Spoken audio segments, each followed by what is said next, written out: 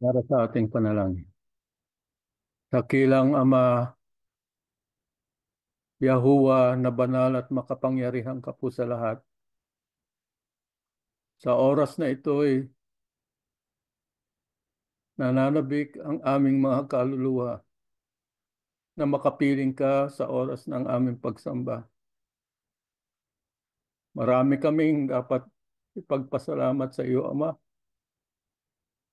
sapagkat sa panahon ng aming paghihirap at kalungkutan, ikaw ang aming sandigan. Ikaw ang aming gabay. Ikaw, Ama, ang nagparanas ng pag-ibig at awa sa amin. Ano ang maigaganti namin sa iyo?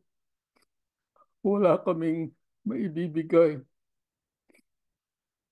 sapagkat ang aming meron lamang sa aming buhay ay ang aming tapat na pananampalataya sa iyo, Ama.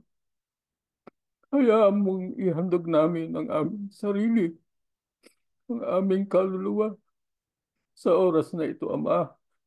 Hayaan mong dugan ka namin ng maraming pasasalamat sapagkat napakabuti mo sa bawat isa sa amin.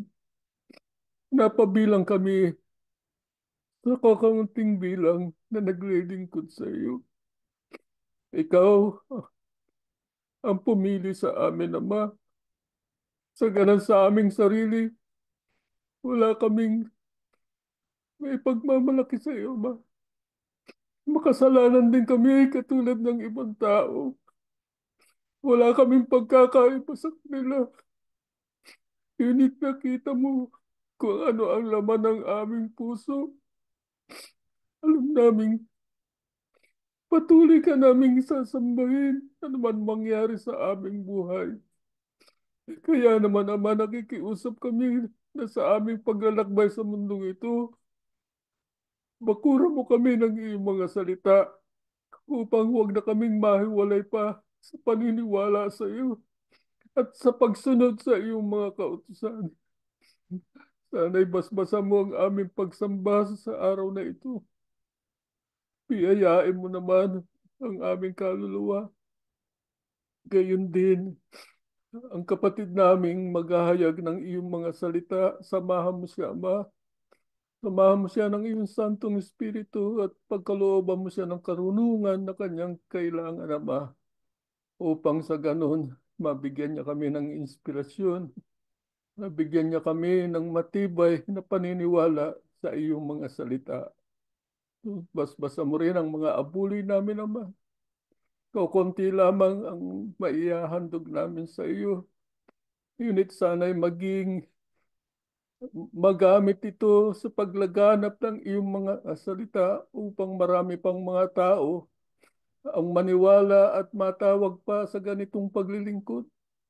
Lalong-lalo na ang aming mga kapatid, mga kaibigan, at ibang tao pang nakikinig sa oras na ito, Ama. Sana'y buksan mo ang kanilang mga puso, buksan mo ang kanilang kaisipan upang maunawaan nila ang iyong mga ipinararating sa sanlibutan ito. Basbasan mo rin sana ang sangkatauhan, bigyan mo ng katahimikan ang mundong ito at ang mga naghihirap, Ama, tulungan mo sana sila na sana'y ang mga lider ng bansang ito'y magkaisa upang magkaroon ng katahimikan at maipagpatuloy namin ang aming pagsamba at paglilingkod sa iyong banal na pangalan. At sana'y lagi mo kang aming iuugnay sa diwa't espiritu ng iyong anak na si Yahushua na sana'y maging katulad din namin siya na tapat na sumasamba sa iyo, Ama, at tapat na maging isang tunay na Yahushua, Ama, upang makita mong karapat dapat kami sa pagsunod at sa pagsamba sa iyong banal na pangalan. Ang lahat ng ito ay aming hinihiling kasama ng kapatawaran ng aming kasalanan sa pangalan ni Yahushua na aming tagapagligtas. Amen.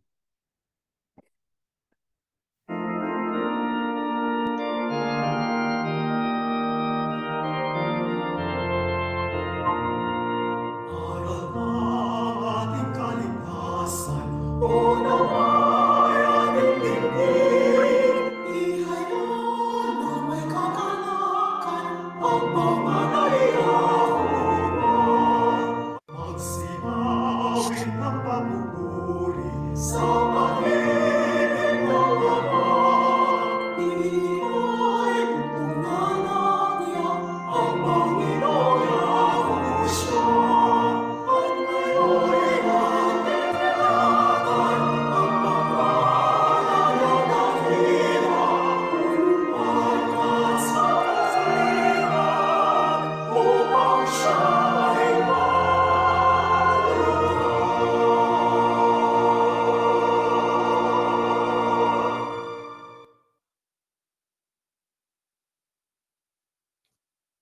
Tatlong araw mula ngayon ay mayroon na tayong tinatawag na bagong taon.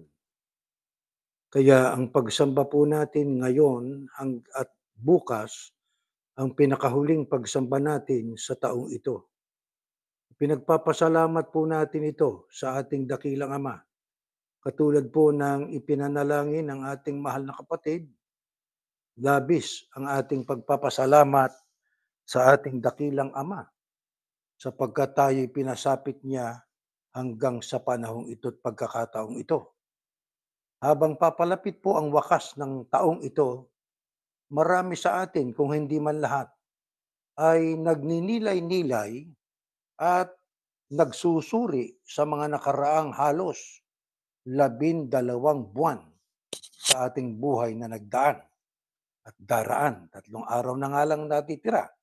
Kailangan natin ang mga salita po ng Panginoon Diyos upang sa ating pag-aalaala ay huwag tayong mahulog sa isang mapanglaw na pag-aalaala sa mga nakaraang buwan sa buhay natin sa taong ito. Kaya ano ang dapat nating gawin? Dapat po nating alisin ang ating pag-iisip sa ating sariling buhay sapagkat kung ang ating panghahawakan ay yung ating pong sarili, yung nakaraan natin, baka tayo malumbay. Nagdaan tayo sa maraming pagsubok, mga kapatid. Marami sa atin, kung hindi man po ang lahat ay nagkakasakit, tumatanda, marami na po ang mga nararanasan po natin na iba't ibang karamdaman. Ang iba nga po sa atin, sa akala natin ay papanaw na sa taong ito, pero hindi po pinayagan ng Diyos. Hanggang sa oras na ito, kasama natin sila, kasama tayo sa pagsamba sa Panginoon Diyos. Kaya kanino natin dapat isentro ang ating pong pag-iisip sa ating pag-aalaala sa mga nakaraang buwan ng taong ito? Isentro natin sa ating Diyos, kay Yahuwah. Kapag gano'n ang ating gagawin, mga kapatid, magiging maligaya ang ating pag-aalaala. Mapupuspos ng kagalakan ang ating pag-aalaala sapagkat kung sa Kanya natin ilalagak ang ating pag-iisip sa ating pag-aalaala sa nakaraang mga buwan ng ating buhay sa taong ito, makikita natin yung kabutihan ng Ama, yung Kanyang mga pagpapala, yung Kanyang pagbibigay sa atin ng mga iba't ibang uri na mga pagpapala at biyaya na hindi natin sukat akalain ay ating pang matanggap sa mga nakaraang buwan sa buhay po natin. At isa pa, kumpleto pa po ang bilang ng ating pamilya. Ang iba ay, gaya ng ating alam, maraming mga celebrities at iba nating mga kakilala ang pinapagpahinga na ng ating Panginoon Diyos. Pero tayo, salamat sa Ama. At tayo po ay hanggang ngayon ay binibigyan niya ng pagkakataon para tayo ay makapag-aral ng mga salita niya. Bakit po tama lang ng ating pag-iisip ay ating i-focus, ating ituon sa ating Diyos na si Yahuwah? Basahin po natin ang unang talata sa pag-aaral natin. Ganito ho nakasulat. Sapagkat ang lupain na iyong pinaroroonan upang ariin ay hindi gaya ng lupain ng Ehipto na inyong pinanggalingan na do'y nagtatanim ka ng iyong binhi at iyong dinidilig ng iyong paa na parang taniman ng mga gulay. Kundi ang lupain na inyong tatawirin upang ariin ay lupaing maburol at malibis at dinidilig ng tubig ng ulan sa langit. Lupaing inaalagaan ng Panginoon Diyos at ang mga mata ng Panginoon Diyos ay nandoon lagi mula sa pasimula ng taon hanggang sa katapusan ng taon. Papansin ba niyo yung mga salitang mula sa pasimula ng taon hanggang sa katapusan ng taon? Kumbaga sa panahon natin, mula Enero hanggang Disyembre. Kanino ito, mga talatang ito, tumutukoy? Tumutukoy ito sa bayang Israel. Nagsasalita diyan ay si Moises na lingkod ng Panginoon Diyos. At inutusan siya na mapalaya ang Israel. Pero bago po sila maglakbay mula sa Ehipto papunta doon sa lupang pangako na ika nga ay yan ang Kanaan, ano ho, mga kapatid, ay mayroong tagubilin ang Diyos sa Israel na ito po ay dapat nilang maintindihan. Ano po ang tagubilin ng Panginoon Diyos? Ang tagubilin ng Diyos, yung lupain ng kanilang paroroonan ay iba sa kanilang kinalalagyan sa Ehipto. Anong kaibahan? Sa Ehipto kasi, nang doon sila'y naroon pa, at yan nga ay tagpo, nandun pa nga sila, ano? Nagtatanim sila ng binhi, dinidilig. Ibig sabihin, talagang sila ay nag-iigib ng tubig para ika nga ay kanilang patubigan yung kanilang mga pananim. Pero ang kaibahan, ang contrast nung lupaing kanilang patutunguhan na aariin nila, alalaong bagay ang Kanaan, na yun ang lupang pangako sa kanila noon, ay maburol, malibis, dinidilig ng tubig ng ulan sa langit. Lupain ang wikang inaalagaan ng Panginoon mong Diyos. Isipin ninyo, kung maruman pong katiwala ng lupa na mamanahin ng Israel, mismo ang Diyos ang nag-aalaga. At ang sabi pa, ang mga mata ng Panginoon Diyos ay nandoong lagi mula sa pasimula ng taon hanggang sa katapusan ng taon. Kaya ang lupaing kanilang mamanahin, nandoon, nagbabantay ang Diyos. Dinidilig ng tubig na galing sa langit. Sino nga ba nagpapaulan? Hindi ba ang Diyos? Inaalagaan ng Panginoon Diyos. Alam nyo itong talatang ito ay ating binasa sapagkat ito'y parang tayo Di ho ba? Sapagkat ang lupain ito na ating kinalalagyan ngayon ay hindi naman ito ating lupaing ika nga ay sariling atin Ang sabi nga, we are in the world but we are not of the world. Narito tayo sa mundo pero hindi tayo pag-aari ng mundo. Hindi tayo makamundo. Tayo po'y naglalakbay lang. Merong lupain na nakalaan para sa atin. Una, sa Millennial Kingdom, mayroong lupain na paghaharian ng Kristo. At isa pang lupain na permanenteng nandoon po ang ikangay, ang lansangan ay dalisay na ginto, lugar, lupain na yun po ang ipinangako sa atin ng ating Panginoon Diyos. Kaya mayroong paralelismo Di ho ba? Katulad ng mga Israelitang noon ay nasa Ehipto. Ang tanong po natin, mga mahal na kapatid, ay ganito. Ayon po sa banal na kasulatan, ano po ang ibig ng Diyos na isagawa ng mga magulang upang tuluyan na ang kanilang mga henerasyong darating o susunod sa kanila ay lalong maging matibay sa kanilang pananampalataya sa Panginoon Diyos at manghawak sila doon sa pangako ng Panginoon Diyos. Ito po ang nakasulat, ganito nakasulat sa Biblia. Dito po muna, bago natin sagutin yan, ito muna ang ating tanong mga kapatid. May pangako ang Diyos, lupain kakaiba kaysa lupain ng Ehipto. Pero ito, tanong natin, may kondisyon ba ang Diyos? Ano kondisyon ng Ama sa bayang Israel noon? Doon sa paroroonan nila na bayang kanila po naaariin, yan ang Kanaan. Ito kondisyon, 11, 9,13 hanggang 14. Next slide.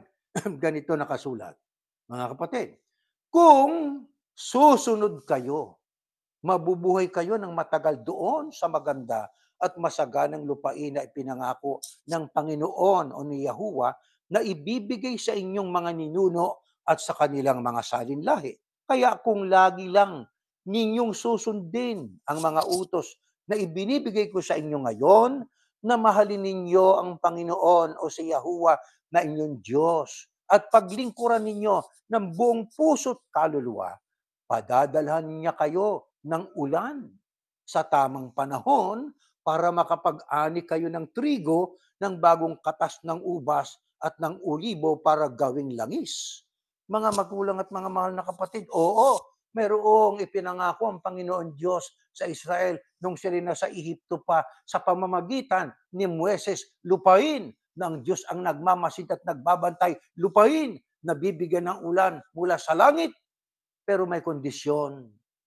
Ano kondisyon? Kung susunod kayo, mabubuhay kayo ng matagal doon sa maganda at masaganang lupain na ipinangako ng Panginoon Diyos sa inyong mga ninuno at sa kanilang mga salinlahi. Ano pa kondisyon? Anong panghihikayat ang ginagawa ng Diyos magitan po ni Moises? Ang sabi, kung kaya, o sa ibang salita, kaya kung lagi lang ninyong susundin ang mga utos na ibinibigay ko sa inyo ngayon, sabi ni Moises sa Israel, mahalin niyo ang Panginoon. Number 1 yun. Nakita ninyo? Hindi niya sinabing, mahalin niyo unang sarili ninyo at ang sambahayan ninyo. Hindi po yun. Manapa sa lahat ng mga Israelita na nandoon noon, ang sabi ni Moises, kaya kung lagi lang ninyo palagi, perme, na ating sundin ang mga utos na ibinibigay ko sa inyo ngayon, sabi ni Moises sa mga Israelita, mahalin niyong Panginoon, paglingkuran niyo ng buong puso at kaluluwa. Sa makatuwid, mang kondisyon para sila ay pagpalain sa lupaing kanilang aarin ay ang pagmamahal, pagsunod sa kautusan ng ating Panginoon Diyos. Yan din ang tinig na ipinararating sa mga Yahusyano na ating pong sundin, mahalin ang Panginoon Diyos upang ating makamit at makamtan yung lupaing ipinangako rin sa atin ng ating Diyos. Ano sabi? Sa 14, padadalhan niya kayo ng ulan sa tamang panahon para makapag-ani kayo ng trigo, ng bagong katas ng ubas at ng ulibo para gawing langis. Ulibo para gawing langis. Kaya naalaala ko yung ating Bible study, di ba mga kapatid, yung fossil fuel, na yan po ay mga kapatid, galing po yan sa mga pananim at sa mga hayop, di ho ba? Katulad ng ulibo para gawing langis. Ang langis ay ginagamit na nung pang panahuna, kaya mga kapatid, ang mga nilikhang ito ng Diyos ay mga pagpapalang para ipagkaloob sapagkat kailangan ito ng tao. Ang ating nabasang ito, mga kapatid, ay kapansin-pansin. Bakit? Sapagkat ang sabi ng Diyos sa mga Israelita, sa pamamagitan po ni Moises, kapag kayo nandoon na sa Kanaan, na yan ang promised land para sa Israelita, ang sabi, magbibigay ang Diyos ng ulan sa tamang panahon. Alam nyo kasi, kapag ang ulan ay dumating sa panahon, ibig lang sabihin, ang mga itinanim na binhi ay uusbong at tutubo at lalago. Pero kapag hindi nagpaulan sa panahon na kailangan ng ulan, sapagkat ang binhi nangangailangan ng tubig o patubig, di ho ba? Ano mangyayari dun sa binhi? Mamamatay. Pero ang mga pangakong ito ng Panginoon Diyos ay ipagkakaloob niya. Kanino? Sa mga Israelita. Kapag sila'y sumunod, minahal ang Diyos. Teka muna, mga kapatid. Anong ibig ng Diyos na isagawa lalo na ng mga magulang upang tumibay ang pagtitiwala ng mga susunod na henerasyon o salitlahi? Next slide, 11:19-1:5. Ituro ito sa inyong mga anak. Tandaan ninyo, hindi tayo umaalis sa Kapitulo 11. Ito ay mga tagubili ng Diyos magitan ni Moises sa mga Israelita nung sila'y nandun pa sa Ehipto. Ituro ito ang wika ninyo sa inyong mga anak. Pag-usapan nyo ito kapag naroon kayo sa inyong bahay. At kapag naglalakad kayo, kapag nakahiga kayo o kapag kayo babangon. Mahalin ninyo ang Panginoon o si Yahuwah na inyong Diyos at tuparin ang kanyang mga utos, tuntunin, panuntunan at kautusan.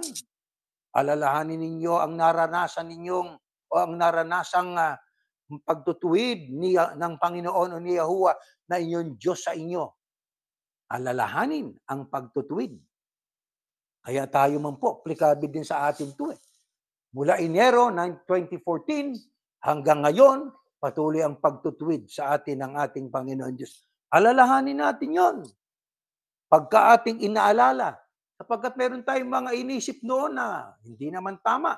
Pero yun ay itinutuwid ng Panginoon eh. Di ba? Hinahadlangan tayo na gawin ang isang bagay na ayaw niyang gawin natin. Kaya nagpapaalaala siya eh. Di ba? Akmang gagawin na natin yung isang bagay, umaatras tayo, ang nagpapaalaala nun, yung Espiritu ng Diyos na nasa atin. Di po ba? Bawat isa sa atin may konsensya. Yan ang matuwid na diwa na galing sa Diyos. Tingnan ninyo, kapag tayo po'y nagbabalak na gumawa ng masama, merong kumukontra eh. Di ba? Yun ang matuwid na diwa na nasa ating kaloob ng Diyos. Huwag mong gawin yan. Mali yan. Labag sa batas yan. Hindi matutuwa ang Diyos niyan. Di ba? Inaalaala natin yon sa taong ito na patapos na. Hindi ba't napakagandang alalahanin yon? Ang pagtutuwid, kahayagan ng pag-ibig ng Panginoon Diyos sa atin. Ano pang sabi? Kayo ang nakaranas nito, sabi doon sa mga magulang, at hindi ang mga anak ninyo.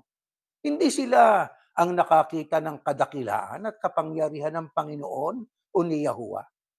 At ang mga himala na ginawa niya sa Ehipto laban sa Paraon na hari nito at sa buong bansa nito. Hindi rin nila nakita ang ginawa ng Panginoon o ni Yahuwah sa mga sundalong Ehipsyo at sa mga kabayo at sa mga karwahe nila at kung paano nilunod ng Panginoon o ni Yahuwah ang mga ito sa dagat na pula nang hinabol nila kayo. Nangamatay silang lahat.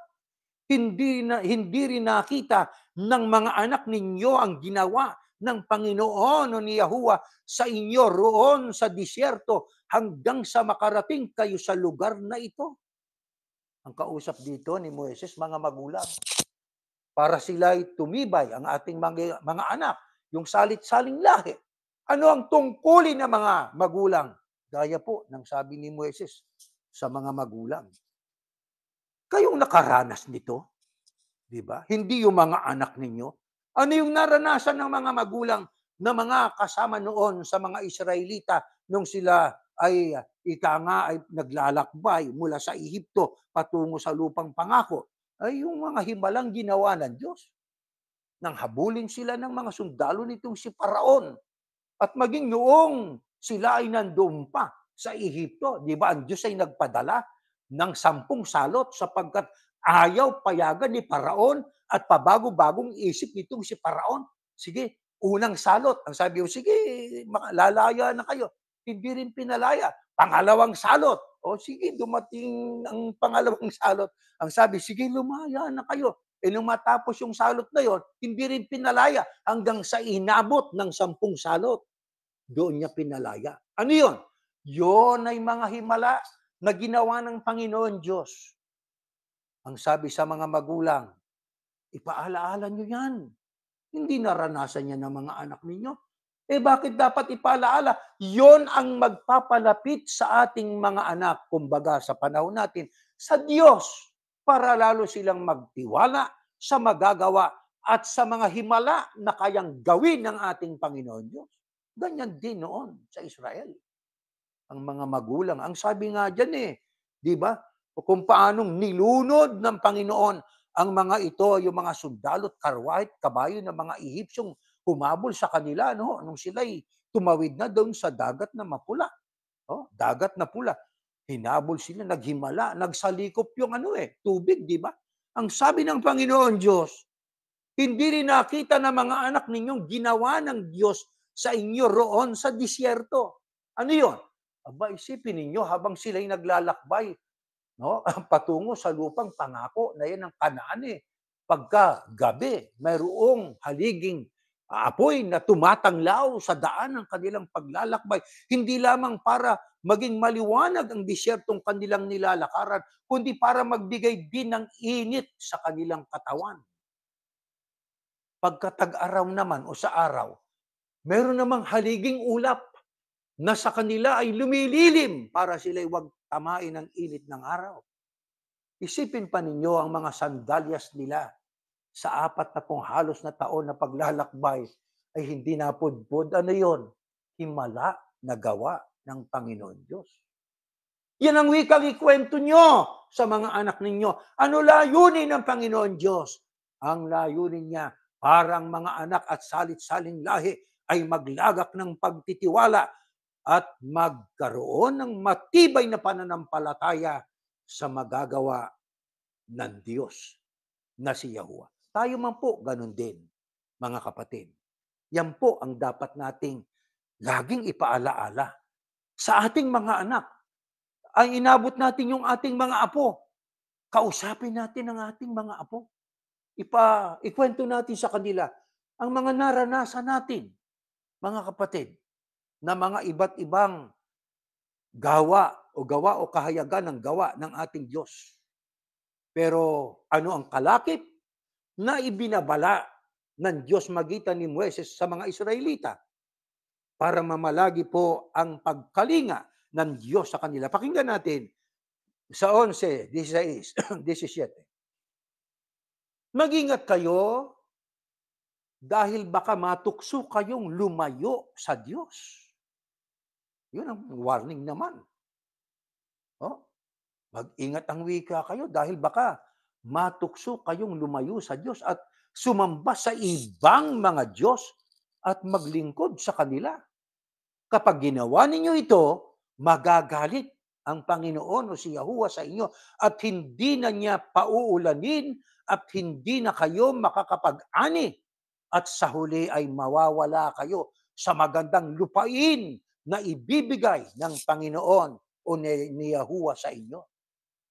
Kasabay ng mga pagpapala, kasabay ng pagkukwento ng mga magulang sa kanilang mga karanasang may himala na gawa ng Panginoon Diyos sa kanilang mga anak. Sa kabuuan ng mga Israelita, may ibinala ang Panginoon Diyos. Anong sabi? Mag-ingat kayo. Bakit sila pinapag-iingat? May panganib. Kailan magaganap at darating yung panganib? Kapag kayong wika ay matukso. Bakit? May tukso ba? Meron. Ano yun? Yung ikay lalayo na sa Diyos. Sa kabila ng nasaksihan mong mga himala at kababalaghang ginawa sa iyo ng Panginoon Diyos, ay nagawa mo pang lumayo sa Diyos. Tukso po yun. Paano yun? Sumamba ka kasi sa ibang mga Diyos. Ang pinaglingkuran mo at sinunod mo, ibang mga Diyos. Tatandaan natin, ano ang sabi ng Diyos?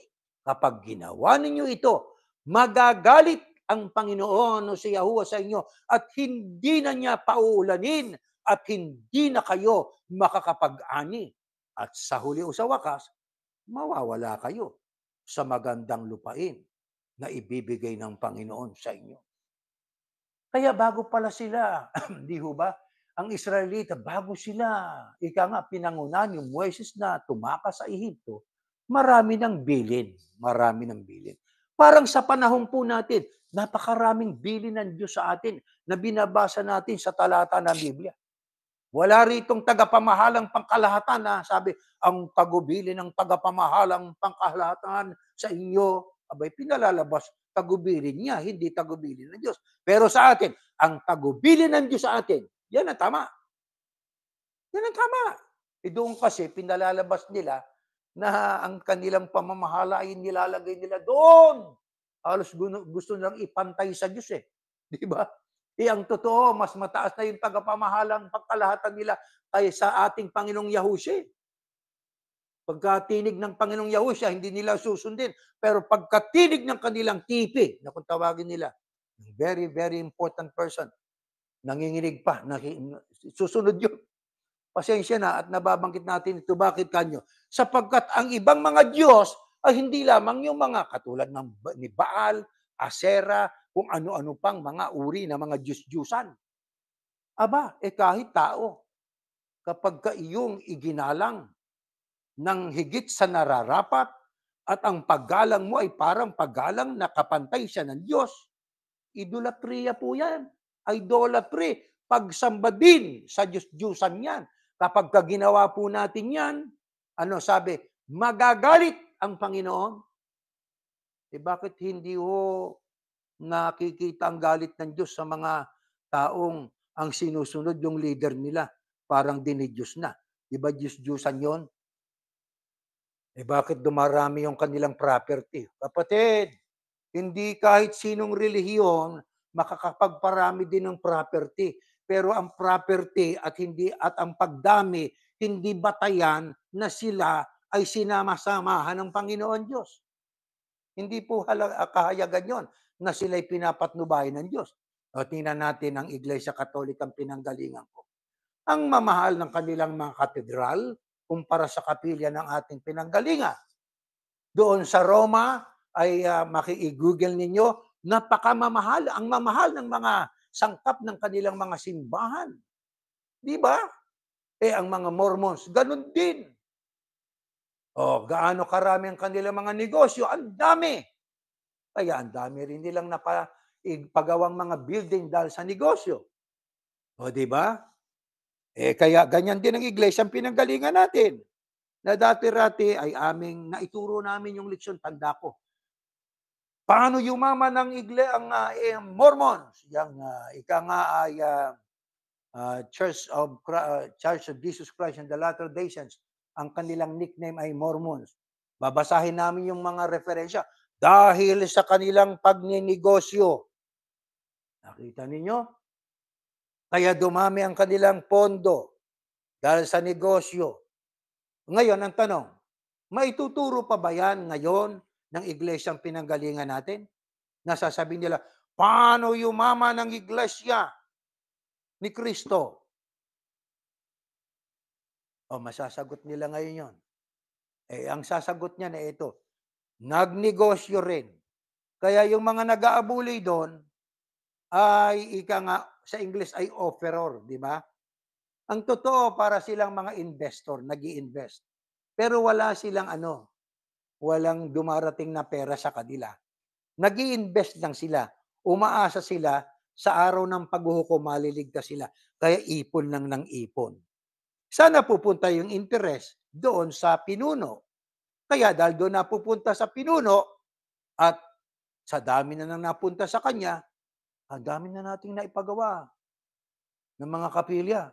Ang sabi ng Diyos, hindi ako tumatahan sa gusaling gawa ng kamay ng tao, ang titigas ng ulo ninyo. Sabi ng Panginoon Diyos. Pero paggawa pa rin ang paggawa. Ano dahilan? Para tuloy-tuloy ang daloy ng pera. Di ba? Mga kapatid, sabi ng leader, dami na natin pera. Paggawa tayo ng ospital. Ang sabi ron, dedicated para sa mga kapatid at mga ministro at manggagawa. Pero pagka nagpa-doktor ka doon, ako, umalis ako doon, may utang ako doon. Babawas yun sa salary namin. May hospital na. Ano yun? Tumutubo? Hindi. Tumutubo. Nagpagawa ng university? Tumutubo? Hindi. Tumutubo. Saan galing yun? Sa Abuloy. Nagpagawa ng malaking building na pinakamalaking ang wikang indoor arena sa buong mundo. Saan galing yun? Sa Abuloy din. Pinangutang pa yung iba siguro. Na-indulge na sila sa business. Kaya ang kanilang puna sa mga Mormons noon, nakikita na rin sa kanila. Bakit? Dahil sa pagsunod. Nino? Na mga miyembro. Kanino? Sa tinig ng kanilang leader, ng kanilang pagturing, ay parang Diyos na. Higit pa nga sila ang pagturing nila sa leader nila kaysa Kristo. Pagsamba din yan sa Diyos-Diyusan. Ba't dumarami sila? Hindi nga yun ang batayan. Okay, sige. Ang pagdami ba batayan para sila'y maligtas? Ang sabi ng Biblia, marami ang tinawag, pero kakaunti ang pinili. Sige, magparami pa kayo ng parami. Magpagawa pa kayo ng magpagawa ng kung anong mga gusaling gusto ninyo. Pero sabi ng Diyos, hindi ako tumatahan yan. Ang titigas ng ulo ninyo. Bakit? Sapagkat ang templo na tinutukoy na ng ating Panginoong Yahushua, buhat ng wasakin ng Romano, ang ikalawang templo, ay kayo na ang templo. Mga tagasunod niya ang templo na sumasamba na noon, panahon pa ng mga apostol, sa kani-kanyang tahanan sila sumasamba. Ang templong ito, ang ating isasalubong sa ating Panginoong Yahushua, hindi yung mga kapilya o mga gusali. At pwede natin sabihin, ito ho, marami naming kapilyang, mamahal po yan. Ganun ba? Hindi yan ang mahalaga para sa akin. Kayo ang templo. Kaya ito ang templo. Kaya mga kapatid, yung bilin na yan ay dapat na madinig din natin sapagkat aplikable din po sa atin yan. Magagalit ang Diyos at tayo baka hindi tayo makarating doon sa lupain na ipinangako sa atin. Yung lupaing may dalisay na ginto. Dahil diyan, mga magulang at mga mangal na kapatid, ang mga pagpapalabang ito, na ipinangako ng Diyos sa Israel, may lupang uulanan ng tubig. paalagaan ng Diyos, babantayan ng Diyos. Ang mata ng Diyos ay nandoon palagi. Ha? Sila'y babasbasan ng Diyos mula sa unang buwan hanggang sa katapusan ng buwan ng isang taon. Yan ba ay tagus yan sa panahon natin? Next slide. Ganito nakasulat. Sa Salmo, ganito ang ating mababasa. Sa Salmo, sa Psalms, ganito po ang ating matutunghayan, mga kapatid. So, they who dwell at the ends of the earth. Ends of the earth, alam na po natin yan. Panahon natin yan. Oh, so they who dwell at the ends of the earth stand in awe of your signs, the evidence of your presence.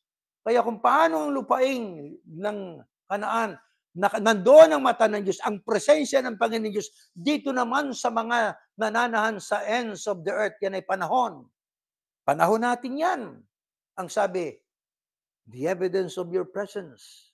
You make the dawn and the sunset shout for joy. You visit the earth and make it overflow with water. Overflow with water. Ang tubig kanina ay binanggit din para doon sa Israel. Magpapaulan ng Diyos. Di ho ba? Sa tamang panahon. You greatly enrich it. The stream of God is full of water. You provide their grain when you have prepared the earth. You water its furrows abundantly. You smooth its ridges. You soften its showers. You bless its growth. Magpapala rin.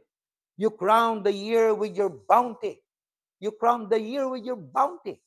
Ang isang taon ay binubuo ng isang buwan. Kung paanong pangako ng Diyos sa Israelita mula sa pasimula ng isang buwan hanggang sa katapusan ay pagpapalait, sasama ang Diyos, magdidilig ang Diyos ng tubig. Ganyan din ang pangako ng Diyos sa mga taga-ends of the earth.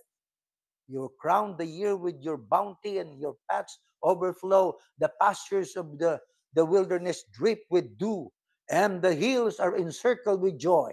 The meadows are clothed with flocks, and the valleys are covered with grain. They shout for joy, and they sing. Sino ito?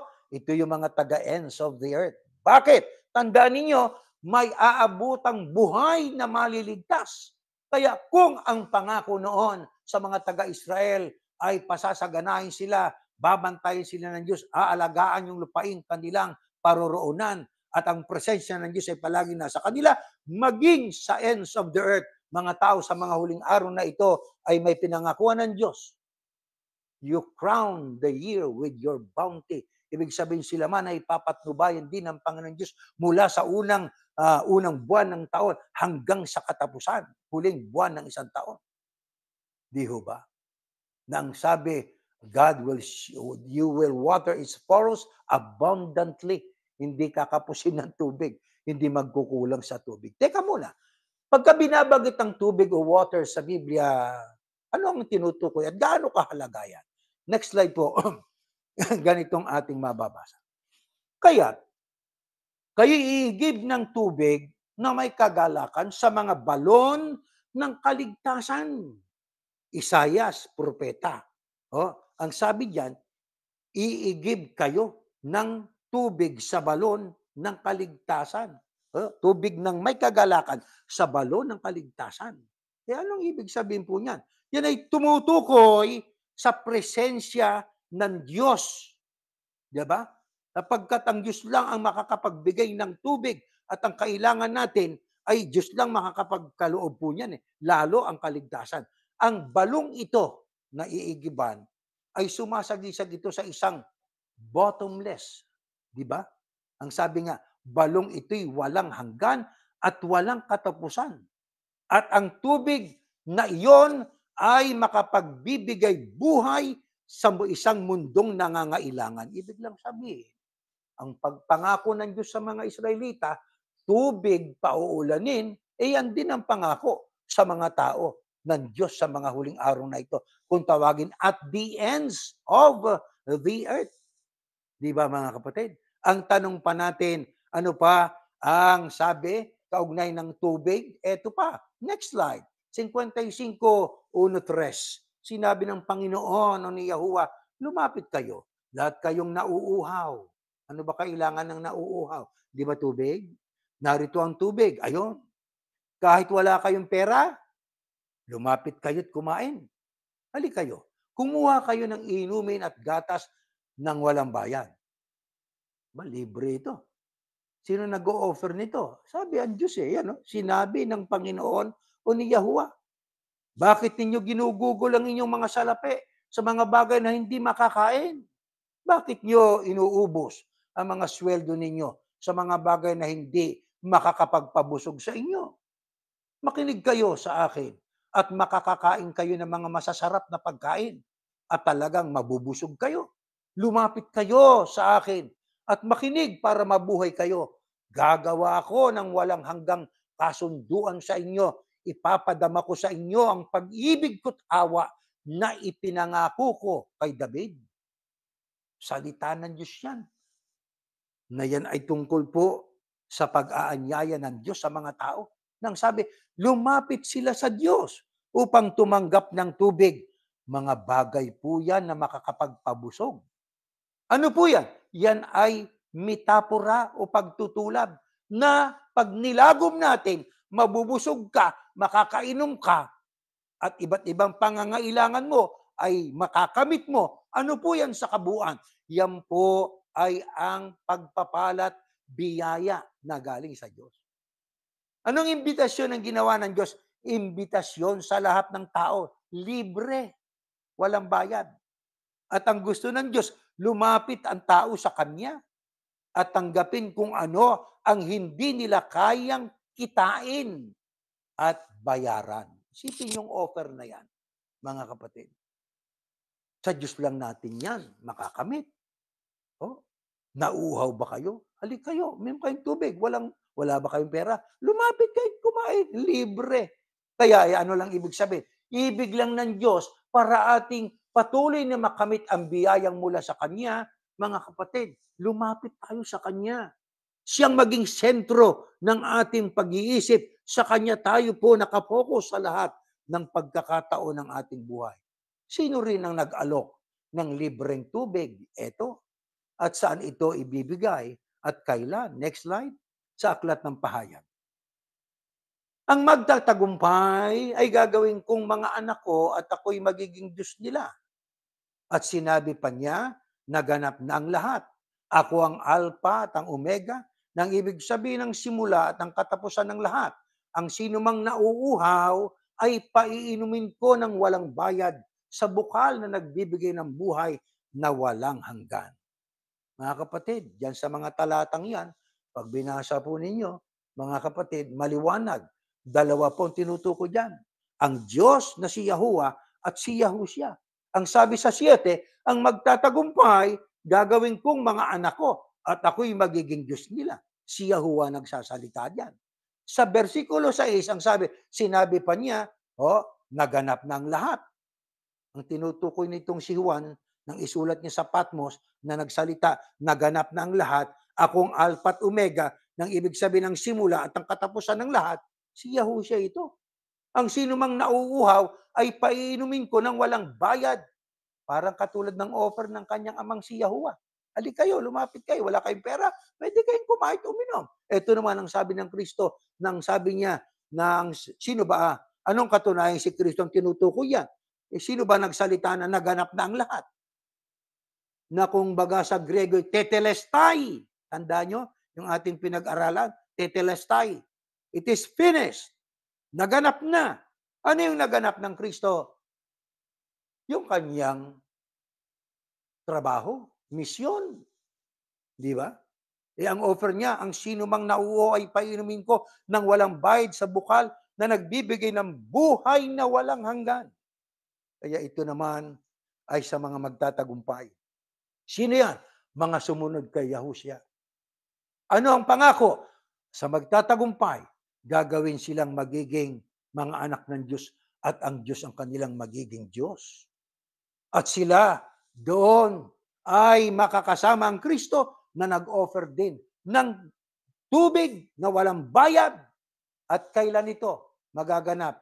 Pagdating na po natin sa ating permanenteng tahanan na may dalisay na ginto. Bukod pa ang millennial kingdom na doon ay makakasama ng mga mapapalad ang Kristo na maghahari. Sa makatuwid, ang tubig ay lumalarawan nito, mga kapatid, sa mga pagpapala ng Panginoon Diyos, material at espiritual. Pero anong kondisyon? Ang kailangan natin, alalahanin natin at lumapit tayo sa Diyos. Yan din ang mensahe na ipinararating sa mga nasa ends of the earth. Sa panahon natin, sa Diyos tayo magtiwala. Kaya yung mga mula Enero ng 2024, may nagdagdanas na tayo ng kung ano-ano. Na ospital, na rehab, nagkasakit, nilagnat, kung ano-ano pang mga naranasan natin. Di ho ba? Pero dahil nga sa tayo nangunyapit sa pangako ng Panginoon Diyos, eto tayo, nakaraos tayo sa awa at tulong ng ating Ama na nasa langit. Dahil dyan, mga kapatid, ano ang dapat po natin na laging ilagay sa isipan natin bilang tagasunod ng ating Panginoong Yahushua habang tayo nasa loob ng mundong ito, habang naglalakbay tayo, mga kapatid. Dito sa ating samahan, iglesia tayo ni Yahushua, ang iglesia ay itinulad sa katawan ng Kristo, dapat tayo po ay mapuno ng aktibidad. Pagsunod, pagtawag sa Diyos, mga gawain natin, dapat nating ika nga ay pagkukunan ng pansimpuyan, huwag nating pababayaan. Kailangan alagaan natin ang kilusan, ang iglesia na ating kinalalagyan, na pag sinabing iglesia, tumutukoy yan sa mga tao na tagasunod ng Kristo. Bakit mahalaga po yun? Ano ang dahilan? Tayong mga believers, tayong mga sumasampalataya na, bakit mahalagang mapuno tayo ng aktibidad? Eto, pakinggan ninyo. Sa 2 Korinto, ganito nakasulat. For we, sino yung we? Sabi ni Pablo, believers, mga sumasampalataya na ito, will be called to account and must all appear before the judgment seat of Christ. Tayo pala, na mga sumasampalataya, ay haharap sa judgment seat of Christ. Ano layunin? Para hatulan? Aba, hindi na. Sino itong haharap doon sa judgment seat of Christ?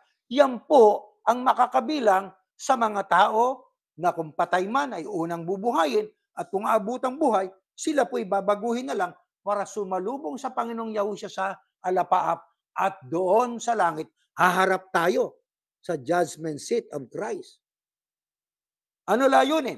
So that each one may be repaid for what has been done in the body. Nakita ninyo? Kaya ang iglesia, body. Di ba? Tayo ay iglesia ni Yahushua, tayo na sa katawan ng Kristo. Ibig lang sabihin may relasyon tayo sa Kristo, kaya itinulad sa katawan ng katumbas tayo mga tagasunod ng Kristo. Dapat po may nagagawa tayo para sa body o sa iglesia. Kaya ang sabi po dyan, so that each one may be repaid for what has been done in the body, whether good or bad, that is each will be held responsible for his action, purposes, goals, motives, the use or misuse of his time, opportunities, and abilities. Kaya habang may panahon, gawin natin ang ating magagawa para sa iglesia.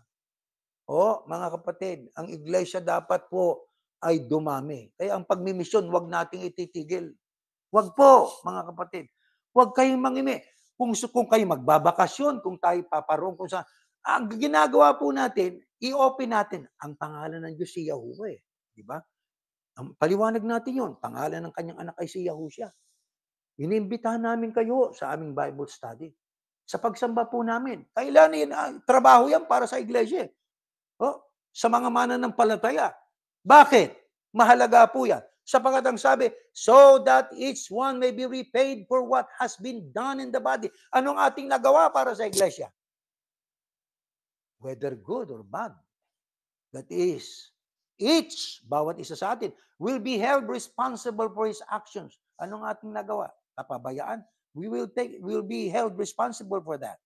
Mga purposes natin, anong ating purpose, layunin, goals natin, motibo natin sa ating pagsama sa katawan ng Kristo, sa kilusang ito. Anong sabi? The use or misuse of his time. Yung imbes na gamitin natin sa iglesia ang panahon natin at may panahon naman tayo, ginagamit natin sa iba. Mini-misuse natin yung ating panahon na iukol sa iglesia, mga mahal na kapatid. Ano pa? Opportunities and abilities. May oportunidad kang makagawa para sa iglesia. Magmisyon, tumulong sa gawain, mag-abuloy. Nasa Biblia po yun. Di ho ba, mga kapatid? Pero hindi natin ginagawa. Ang sabi, each will be held responsible. Hindi ibig sabihin, ay hindi ka ligtas. Ligtas ka rin. Pero ang payment, di ba tandaan niyo yung parabola? Ang binigyan ng isang talento, ibinaon yung kanyang talento. Ang binigyan ng pangalawa, ang atlo, apat, panglimang talento, pinalago. Magmamana yung mga pinalago. Yung isa, ang sabi, ibigay pa yung yan, kunin sa kanya yan. Ibigay sa iba na may marami ng talento. Ang tinutukoy dyan, mga kapatid, yan po ang mga kaya ho siyang maliligtas na. Pero tandaan nyo, bababa tayong kasama ng Kristo. At tayo maghaharing kasama niya. Diyan ibabatay kung paano tayo at kung gaanong ipagkakatiwala sa atin sa ating pong pagtulong kay Yahushua sa panahon ng Millennial Kingdom. Diyan. Kaya harap tayo sa judgment seat of Christ. Kaya habang may pagkakataon pa tayo, mga kapatid, gumawa tayo. Anong sabi? Therefore, since we know the fear of the Lord and understand the importance of obedience and worship, we persuade people to be reconciled to Him. Persuading people to reconcile with God. Kailangan nating misyonin ng tao para ma-reconcile sila sa Diyos, mga kapatid. Ang tao ngayon ay kailangan reconciliation with God. Sapagkat ang mga tao nakapokus sa leader nila lalo sa iglesia pinanggalingan natin. Kailangan ma-reconcile sila sa Diyos. Bakit? Sapagkat nakastick sila roon sa kung anong iutos ng kanilang leader na naging Diyos-Diyosan na, mga kapatid, at ng iba't ibang relihiyon. Di ba? Ang sabi, but we are plainly known to God. He knows everything about us. Alam ng Diyos ang lahat. Bagat kilala natin ang Diyos. Salamat. Nakilala natin ang Diyos Yahuwah, ang anak niya si Yahushua. And I hope, sabi ni Pablo, that we are plainly known also in your consciences. Your God-given discernment. God-given discernment. Isipin niyo, kaya mapalad tayo sapagkat ay binigyan ng Diyos ng discernment. Na-discern natin, ating pong natutunan at ating pong napagmuni-muni na ang ating ginagawa pala noon sa dati ay papalayo na sa Diyos. Kaya tayo ay naisama ng Ama. Diyon sa napakakaunting labi, naliwanagan natin, na-discern natin ang mga aral na kailangan pa nating malaman at yumabong ang ating kaalaman tungkol sa Panginoon Diyos. Bakit? Sapagkat binigyan tayo ng, sabi nga ay, your God-given discernment. Kaya mga kapatid, para sa iba, palinghaga. Pero sa atin, hindi na. Di ba? Ama naming nasa langit, sambahin nawa ang pangalan mo. May pangalan ng Diyos. Pero sa kanila, basta Ama daw ang pangalan. Pero ngayon, nakilala natin. Na-discern natin. Nalaman natin ang tama.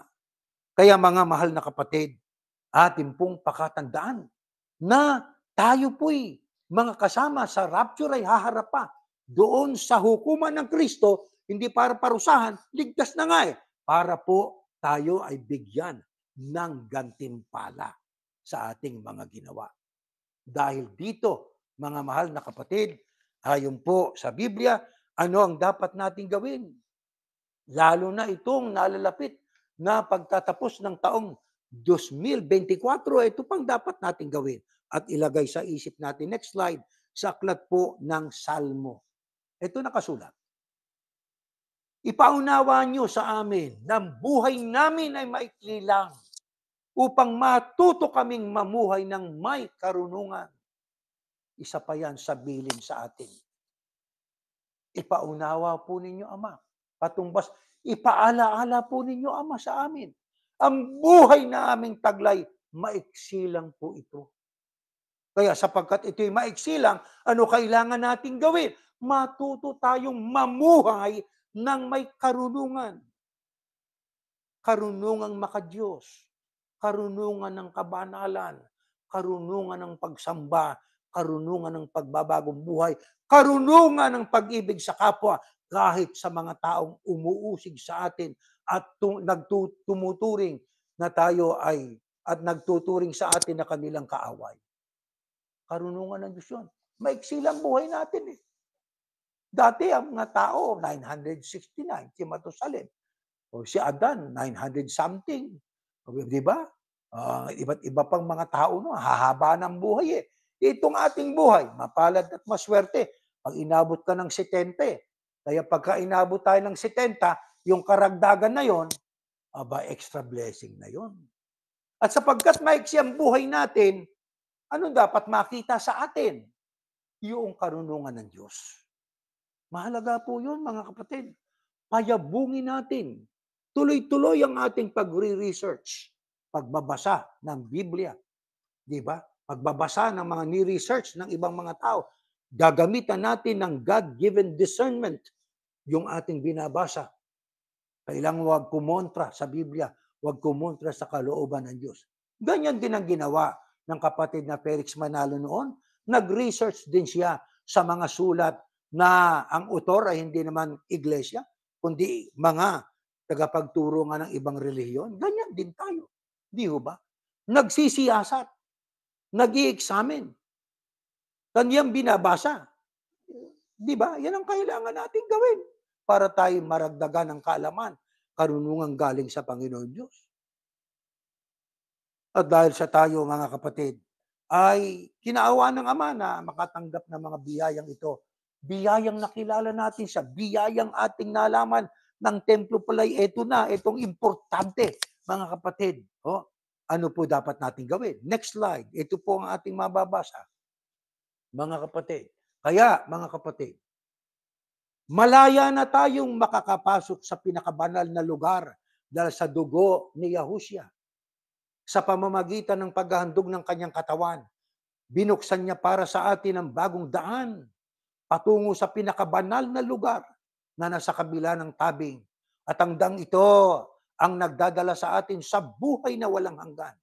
At dahil mayroon tayong dakilang punong pare na namamahala sa pamilya ng Diyos, lumapit tayo sa Kanya ng may tapat na puso at matatag na pananampalataya dahil nilinis na ng dugo ni Yahushua ang mga puso natin mula sa maruming pag-iisip at nahugasan na ang mga katawan natin ng malinis na tubig. Next slide.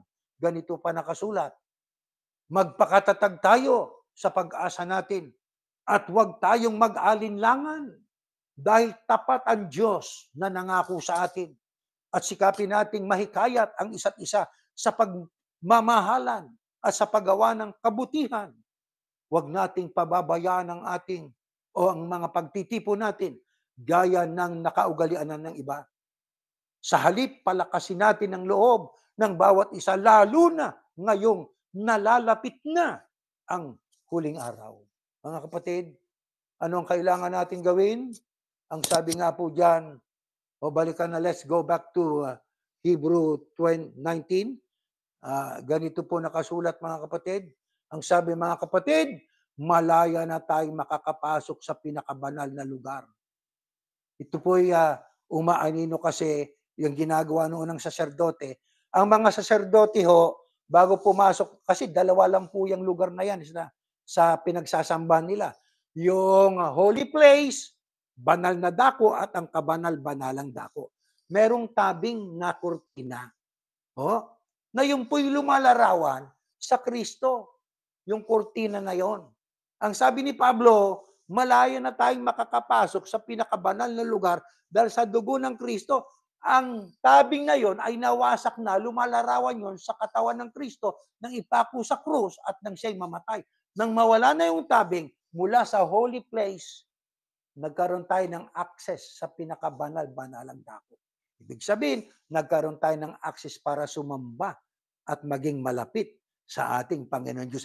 Dahil sa dugo ng ating Panginoong Yahushua HaMashiach. Siya ang ating punong pare katumbas siyang ating tagapamahalang pangkalahatan na ano ang kanyang pinamamahalaan? Namamahala sa pamilya ng Diyos. Sino ang pamilya ng Panginoon Diyos? Yung mga itinuturing niyang mga anak na yon ang tumugon sa panawagan niya na pakinggan niyo ang tinig ng aking anak. Ano ang sabi ng anak? Sa ibabaw ng batong ito, magtatayo siya ng iglesia. Ng iglesia ay binubuo ng mga tao, sasampalataya sa kanya. Kaya niya itinulag sa katawan para ipakitang relasyon. Siyang ulo bilang tagapagligtas. Kapag kay tagasunod niya, ituturing kanya na parang katawan niya. Ang ulo'y responsable sa pagkakamali ng katawan, kaya yung ating kasalanan ay nilinis na, hinugasan na ng dugo ng ating Panginoong Yahushua. Malaya na tayong makasasamba, malaya na tayong makapagpuri sa Panginoon Diyos. Kaya ang sabi, lumapit tayo sa Kanya ng may tapat na puso, matatag na pananampalataya. Yan ang panawagan, tinig ng Panginoon Diyos sa pamamagitan ng Apostol Pablo noon na maging ngayon. Magpakatatag tayo sa pananampalataya. Bakit? Sapagkat habang nadadagdagan ng taon, ang mangyayari ay lalong magiging matindi. Maaring sa ngayon, ang digmaan ay tumitigil. Maya-maya mag-i-escalate na naman yan, mga kapatid. Kaya ang sabi po ng Biblia, dahil dito, dahil nilinis na tayo ng dugo ng Kristo, ang mga puso natin mula sa maruming pag-iisip, nahugasan ng katawan natin ng malinis na tubig. Anong sabi? Next slide.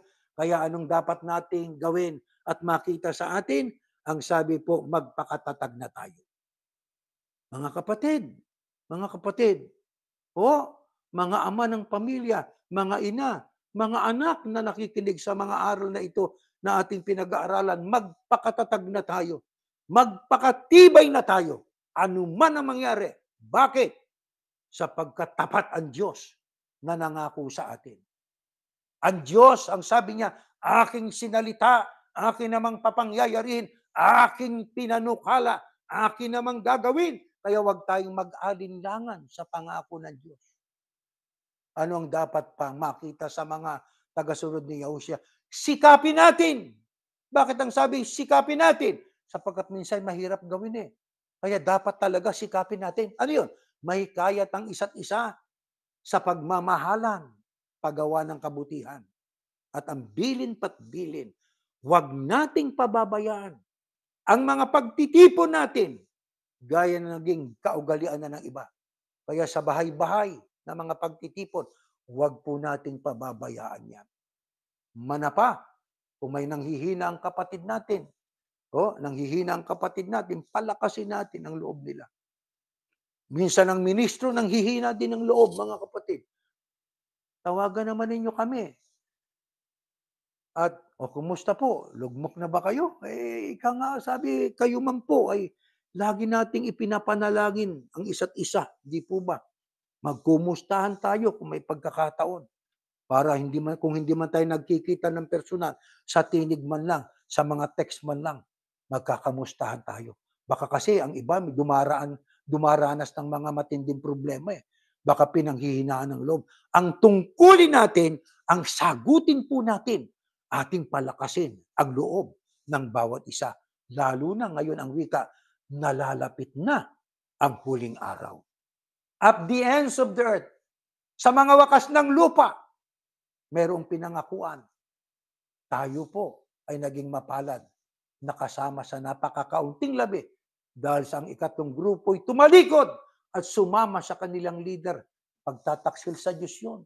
Yun ang sinasabing pagsamba sa Diyos-Diyusan sapagkat ang pagturing sa leader nila ay parang kapantay na ng Kristo o parang kapantay na ng Diyos. Kaya dapat po na tayo na naging mapalad sa mga itinira ng Panginoon Diyos na kung tawagin niya ay very small remnant of the daughter of Zion, kailangan tayo magpakatibay at magpatuloy po na may malakas na pananaw, matibay na pag-asa, anuman ang darating sa taong ito na papasok.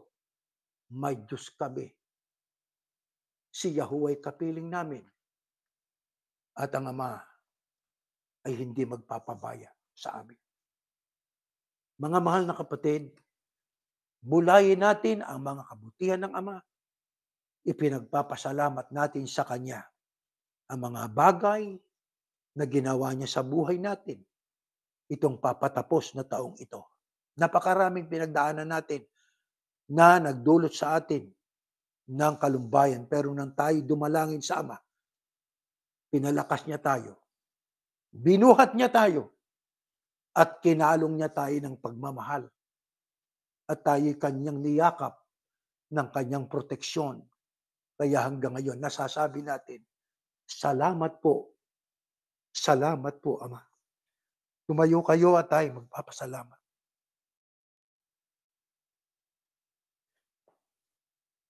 Ama namin Diyos, salamat po ng marami sa iyo. Ilang araw na lamang ay matatapos na ang taon na ito na aming nilalakaran. Ang aming isip, nagulumihanan. Dumaan kami roon sa ganong kalagayan. Sapagkat tao kami, at ang aming katawang ito ay hindi ito ang katawang panglangit. Kakasakit, kakaroon ng problema, di lamang ang aming sarili, pati ng aming mga kasambahay, ang iba naming mga kapatid na nasa iba't ibang dako. Kung yon ang aming iisipin, malulumbay lamang kami, napapanglaw lamang kami. Pero nung kami po ay lumapit na sa iyo, sapagkat yun ang utos mo, hindi naman namin yon nakakalimutan talaga, Ama. Doon mo kami pinalakas. Binigyan mo kami ng pag-asa. At ngayon, sama-sama pa kami sa isang tinig, nag-aalay sa iyo. Salamat po ng marami, Ama.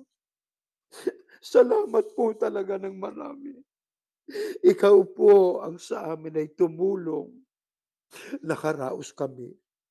At makakaraos pa kami sa mga darating na panahon. Lamang ang hinihingi mo sa amin ay huwag ka naming pagtaksilan.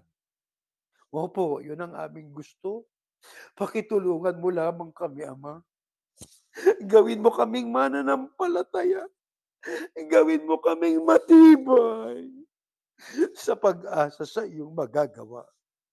Kasi ang darating na panahon, alam naman namin na ito'y lalong maghihirap, lalong lalaganap ang kasamaan. Alalahanin mo po ang aming mga anak, ang aming mga apo, ang aming mga kapatid na mga naninindigan sa iba't ibang panig ng mundo. Sa iyo namin inihabilin ang aming sarili. Aasa ka, Ama, hanggang kamatayan. Hanggang sa huling hininga namin, ikaw lang ang aming sasambahin. Ikaw lang, Yahuwah, ang aming pupurihin. Salamat po. Salamat sa lahat ng ginawa mo sa amin. At sana pagindapatin mo kami sa aming pagsamba sa iyo. Nangangako kami, hindi malakatas ang aming mga kamay. Opo, hindi namin pababayaan ang aming pagtitipong sama-sama sa bawat sambahayan ng iyong mga anak. Ibinabalik namin sa iyo ang kapurihan. Salamat po. Salamat sa lahat ng kabutihan mo, Ama. Sa ngalan ng iyong anak, ang Panginoong Yahushua na aming tagapagligtas. Amen.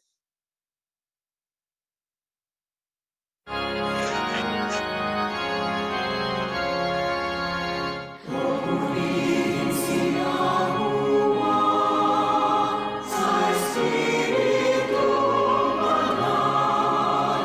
Ialak ang kanyang kabutihan sa pangalan ni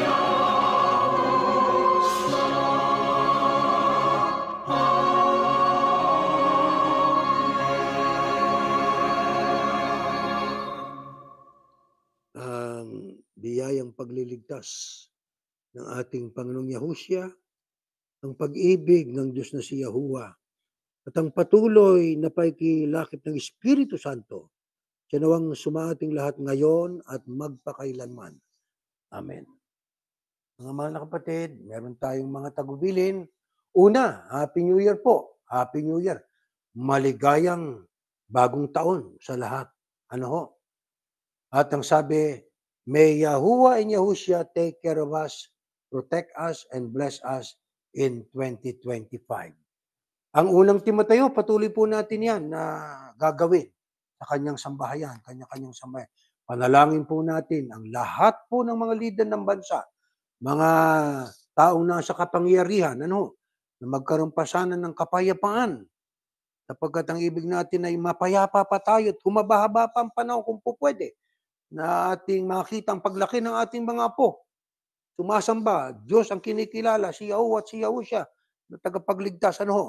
At ipanalangin natin na sana'y magkaroon pa ng peace at ang mga leader ng mga relihiyon sana ay matuto na kung ano yung tama na nasa Biblia, yun ang ipairal para magkaroon pa ng peace. At ang higit sa lahat, maluwalhati natin ang Diyos. Hanggang dyan po at tayo natatapos na.